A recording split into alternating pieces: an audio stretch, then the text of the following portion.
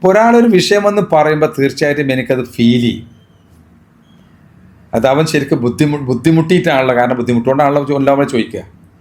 അപ്പോൾ അത് ഈ ഒരു സമൂഹത്തിൽ എനിക്കും ചില ബാധ്യതകളുണ്ടല്ലോ തീർച്ചയായിട്ടും. കാരണം ഇത് കയ്യിൽ കാശുണ്ടായിട്ട് കാര്യമില്ല, അതുകൊണ്ട് കാര്യമില്ല. ഇത് കൊടുക്കാനുള്ളൊരു മനസ്ഥിതി കൂടി നമുക്ക് വേണം. ആ മനസ്സ് ഞാൻ പറഞ്ഞ എൻ്റെ പ്രാർത്ഥന എപ്പോഴും എൻ്റെ കൈ ഒരിക്കലും ഞാൻ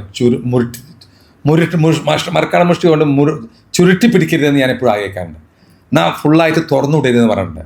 ഒരാവശ്യത്തിന് അത്യാവശ്യം എൻ്റെ സമയത്ത് കൊടുക്കണം, ഞാൻ അതല്ലാതെ ഉള്ളത് മുഴുവൻ ദാനം ചെയ്യാന്നല്ല. പൈസൻ്റെ ആവശ്യം വരുമ്പോഴാണ് അതിന് വിലയുള്ളൂ.